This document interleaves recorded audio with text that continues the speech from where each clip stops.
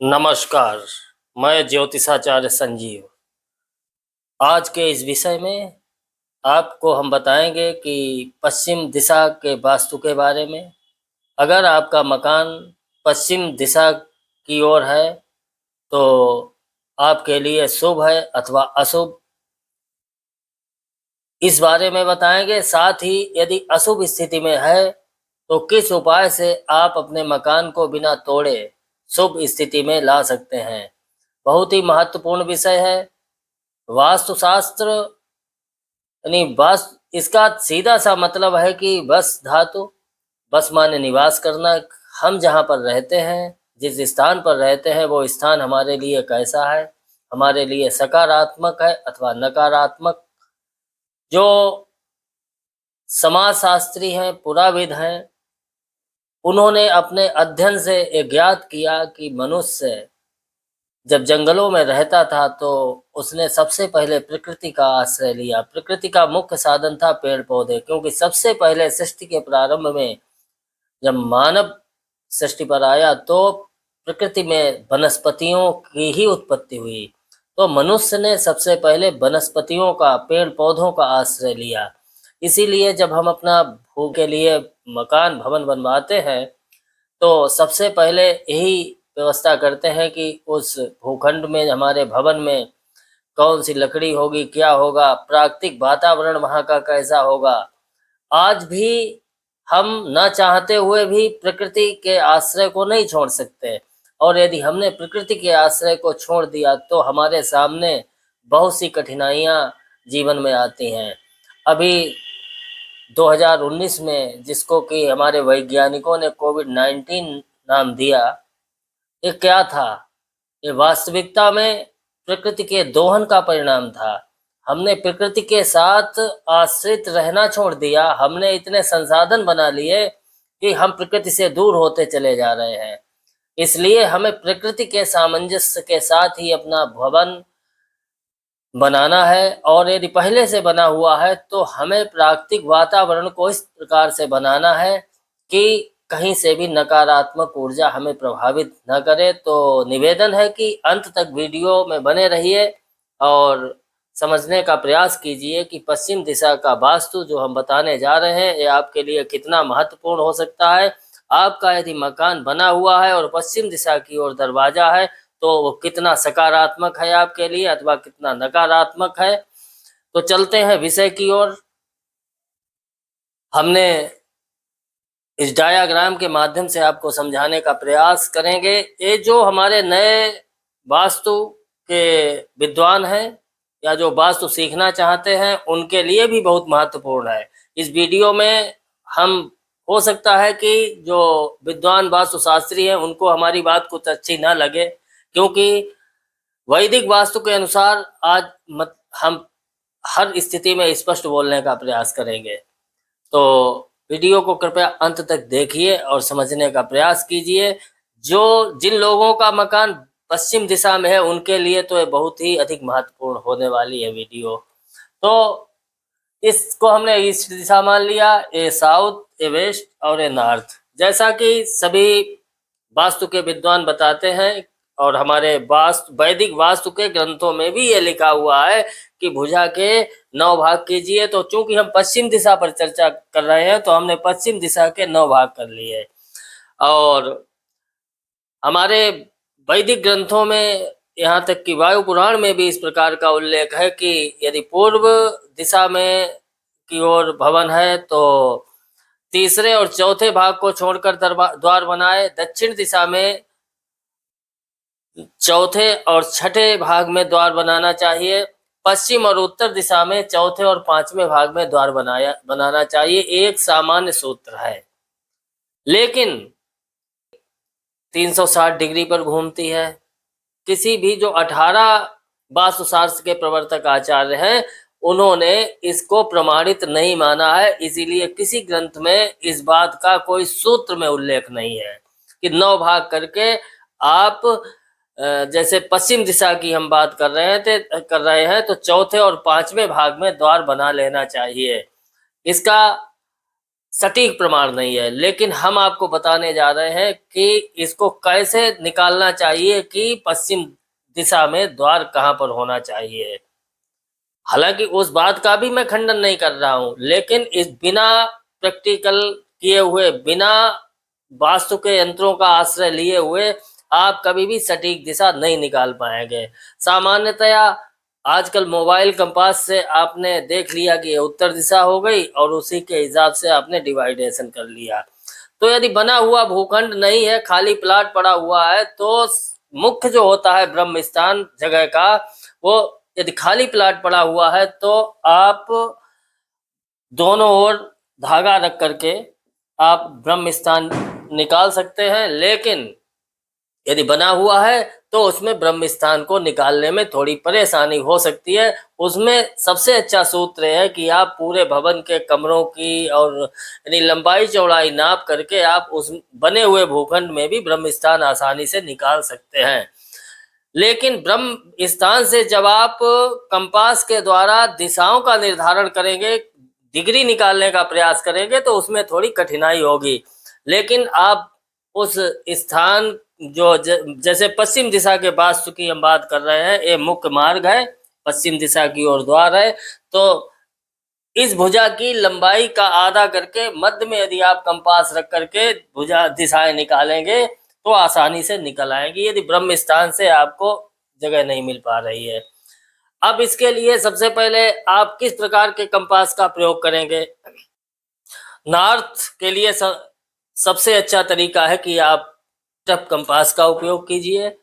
और इसके अलावा आजकल लेबोरेटरीज में जो तमाम प्रयोगशालाएं हैं, उनमें आपको प्रिज्मेटिक कंपास आसानी से उपलब्ध हो जाएगा।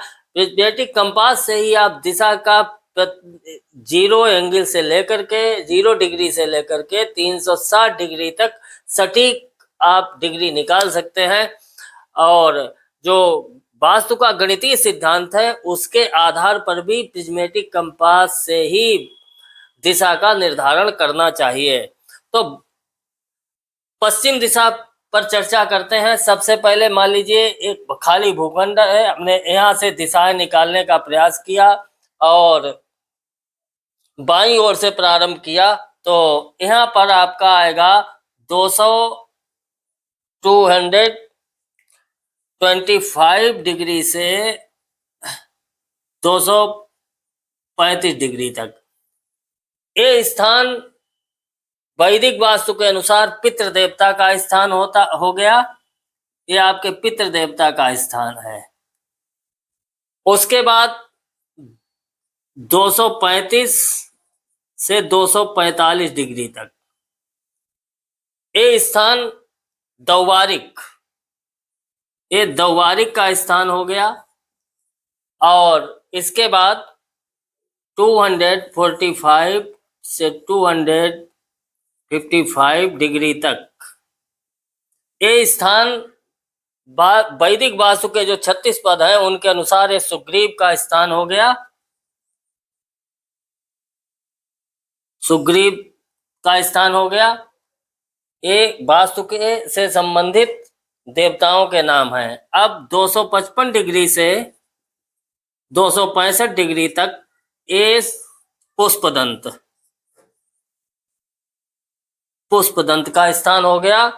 अब 265 डिग्री से 275 डिग्री तक ये आपका वरुण का स्थान हो गया।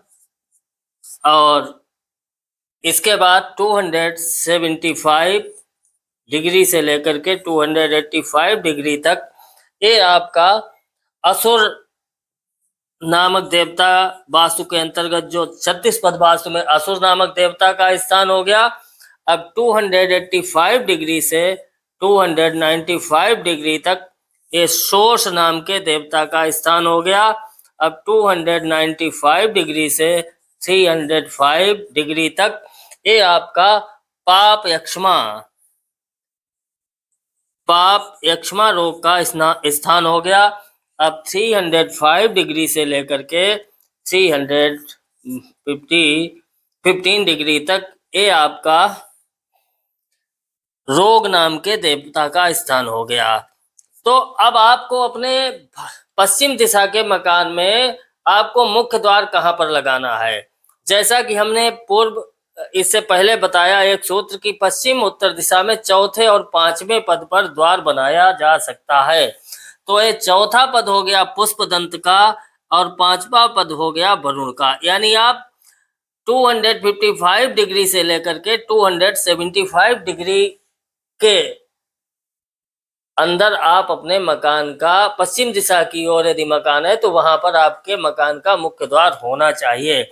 लेकिन इसमें भी यदि आपका 255 डिग्री से 265 डिग्री तक आ रहा है तो पुष्पदंत का स्थान एक सामान्य स्थान है। लेकिन यदि 265 डिग्री से 275 डिग्री के मध्य में आ रहा है तो ये वरुण देवता का स्थान है।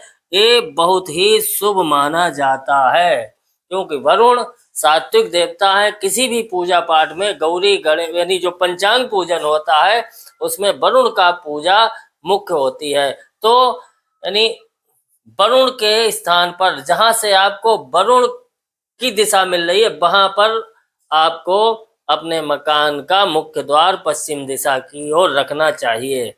अब जो एक मुख्य समस्या है कि आपका मकान बना हुआ है और वो आप 255 डिग्री से 275 डिग्री में नहीं है, द्वार किसी अन्य डिग्री पर आ रहा है। तो उस स्थिति में आप क्या करेंगे। मान लीजिए आपके पास मकान को तोड़ने के लिए, मकान का वास्तु ठीक करने के लिए पैसा नहीं है, व्यवस्था नहीं है, तो अब किस उपाय से आप अपने मकान को सकारात्मक कर सकते हैं। एक सामान्य सूत्र है कि मुख्य द्वार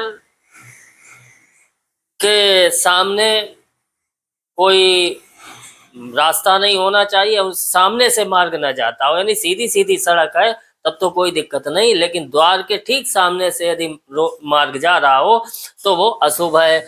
इसके अलावा मकान के ठीक सामने कोई भूखंड पड़ा हुआ है और वो त्रिकोणीय स्थान है तो वो भी शुभ नहीं माना जाता है।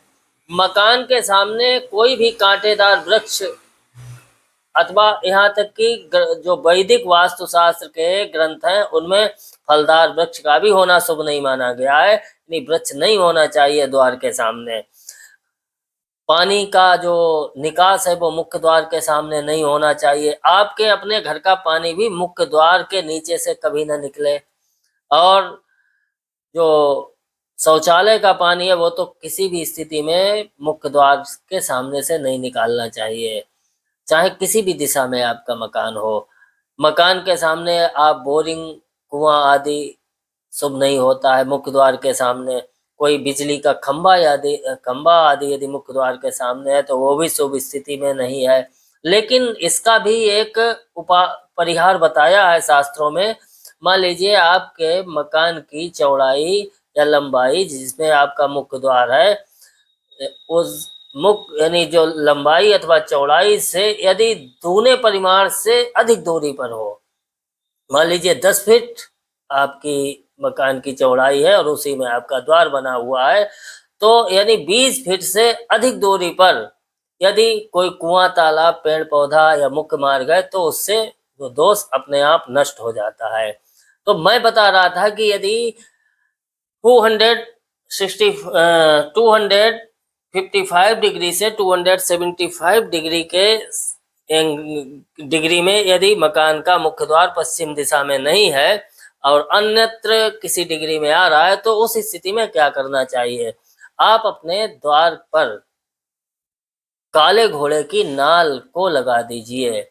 इससे आपके यहाँ जो नकारात्मक ऊर्जा का प्रभाव है वो हमेशा के लिए बहुत हद तक समाप्त हो जाता है। हालांकि आज के समय में तमाम जियोपैथिक स्टेट्स राड्स आदि आती हैं, उनका भी उपयोग किया जा सकता है।